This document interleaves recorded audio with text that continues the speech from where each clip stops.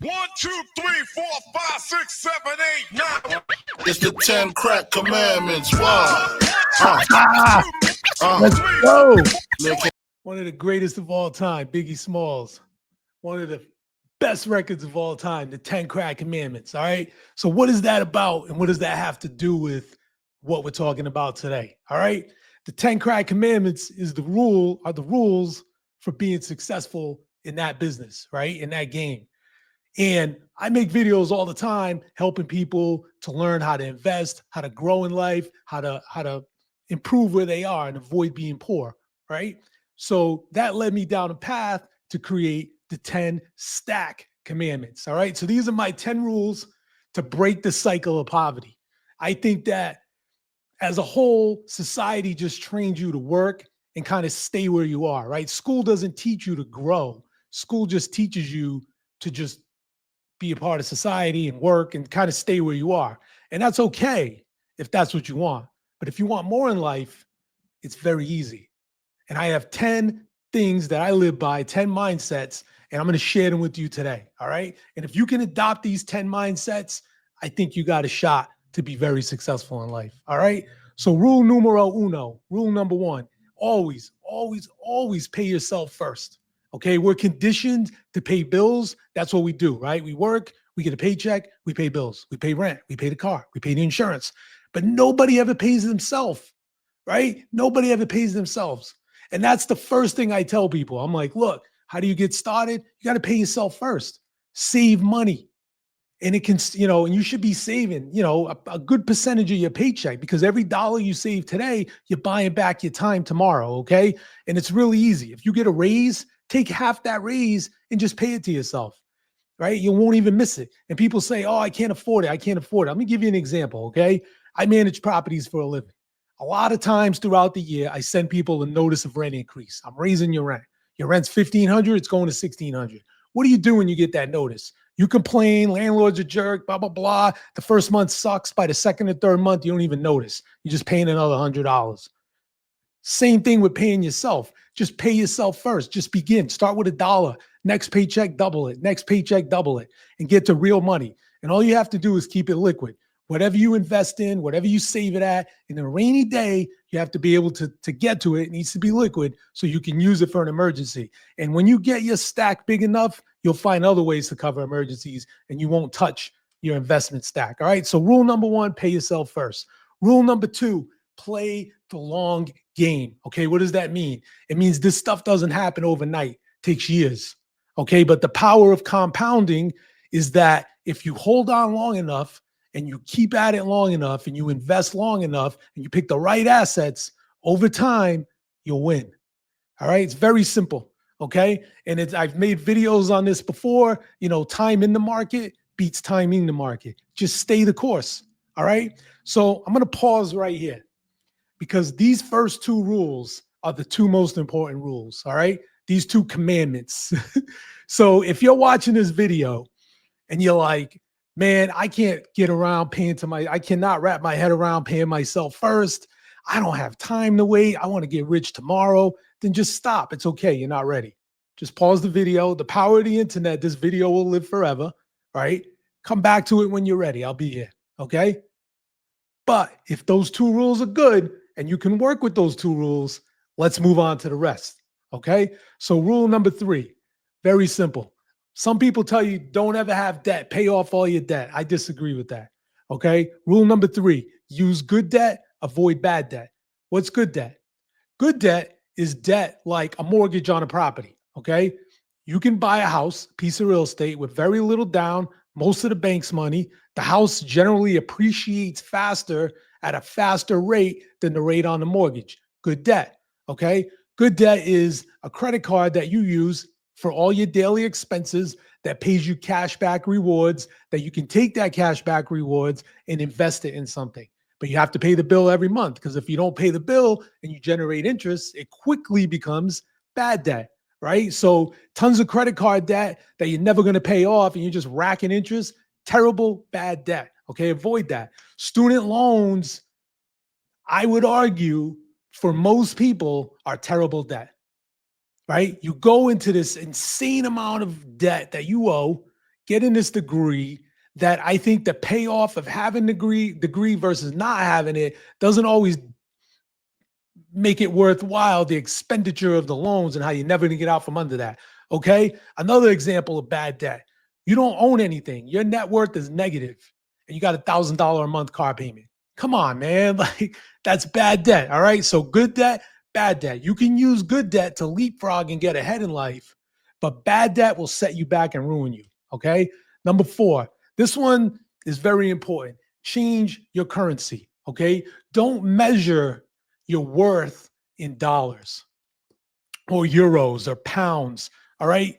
Measure your worth in assets. So make your focus to be the acquisition of assets, whether that be how much Bitcoin you get, how many gold bars you get, how many properties you acquire, how many shares of Tesla or whatever company you buy. Okay. Measure your worth in that. Make that your currency. And it changes your perspective because you don't care anymore about that dollar amount. You care about getting the most assets because when you have the most assets with enough time, you generally will win. Let me give you a crazy example of that. Okay. Look at this 2 ways. In the 1800s, if your family would have bought a block in New York City, all right, just a block of buildings, all right, piece of land, and passed that land down from generation to generation, that currency is insane for the future generations, right? That's how wealth is created. All right. Another example of changing dollars to currency away from dollars is you see these stories a lot online where someone buys a house and they gut out the walls and they find a suitcase from like the 1930s with $10,000 in it, right? And that was a lot of money in 1930. But had they taken that money and bought 3 houses, the value of that person put into that wall 100 years ago would be exponentially larger than that little bag of money that was so much back then, but by not converting it into assets, never really grew over time. Do you see what I mean? So you have to change your mindset, okay? And that leads me to my next one and why that's so important. Don't get jacked by inflation, all right? The government is stealing from you at 14% minimum a year, okay? And how does that work? Just familiarize yourself with government debt, $36 trillion and counting, okay? 200 trillion of unfunded liabilities. That money is fake. It doesn't it's just printed. And if you hold your money in cash, just like that example with the suitcase from 100 years ago, that money will lose value quickly, faster than you believe. So be aware of that. And as you convert your currency from dollars to assets and you measure your wealth that way, you become less susceptible to getting jacked by inflation, if that makes any sense. It should. All right. Number 6, very important. Time your moves. Don't chase hype. Okay. FOMO is real. Fear of missing out. It's easy to see people get excited when their investments are running. Okay. Don't be that guy. Just wait. And it works the opposite way. When the whole market's panicking and your investments are going down, you're like, oh my God, take a minute.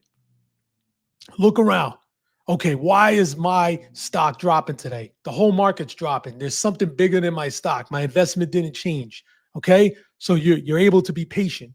So time your moves, understand where we are in seasons, allocate correctly. You got to balance your portfolio.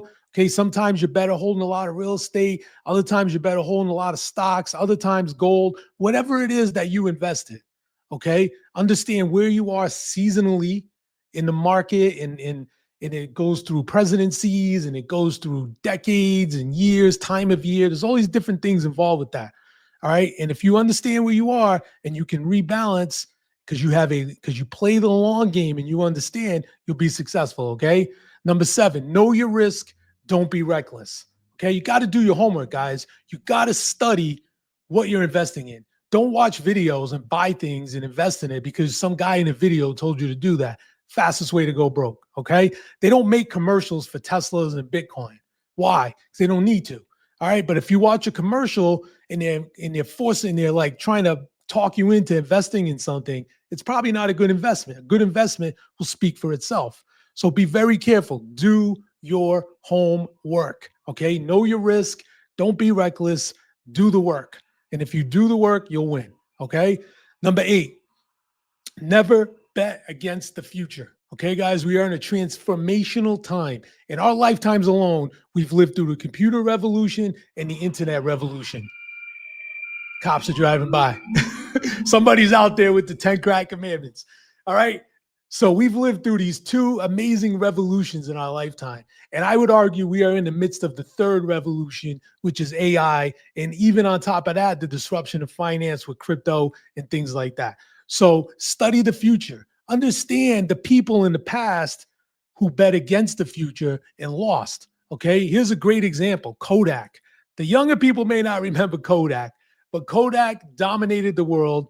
They had, you would take pictures on film. Kodak made all the money selling film. They would develop it. Guess who had access to the digital camera almost before anybody else? Was Kodak. And they were like, oh, we're making too much on film, whatever. We don't want that. So Sony and other companies took that technology and completely destroyed their business. And there's so many examples of this. Do you know what I mean? So we missed out on these first 2 revolutions in our lifetime. I don't want to miss out on this one. I'm deep in studying the future. I'm understanding what's happening. I'm researching the best way to invest in that so I can bet on the future and win because we've seen this movie. Okay. Number 9, stay educated, never stagnate. Okay. Knowledge is power. Study the technologies that you want to invest in. Study the products you want to invest in. Okay. Follow people online that bring quality analysis, right? All of it, right? There's just so many things. Pay for coaching. Surround yourself with people that share your ideals and want to grow and not be poor for the rest of their life, right? And if you surround yourself with those people, you'll become one of them and you study from them and you guys learn together and it's a journey, all right? And the last one, the most important one, kill the noise, all right? There is so much noise online. Everybody's arguing over politics and just different things and their feelings on this one and that one. Listen, guys, none of that matters. That'll keep you poor. Spend your whole day arguing about Donald Trump and Joe Biden on Facebook and you'll stay poor. Spend that same amount of time investing in yourself, studying an investment, studying, the future, understanding, how to pay yourself more money every month. Focus on those things and you will grow faster than you could ever imagine. Okay. So those are my 10 rules. I got the blog to accompany it. I go into more depth on the blog. And I think it's important that if you want to grow in life, you got to have a mindset and you got to be willing to put the work in and make the shift. All right. Otherwise, you'll be running from those guys forever, right? Trying to stay ahead, always wondering, blaming others why you're not making it in life. Okay. So if you want to be successful, these are my 10 stack commandments on how to grow and make it in life. All right, guys, hopefully something here sparked something in you today, kind of got you on the right path to get started. And if you got any questions, comment below, reach out. I'd love to connect with you and help you on your journey. All right, guys, thanks.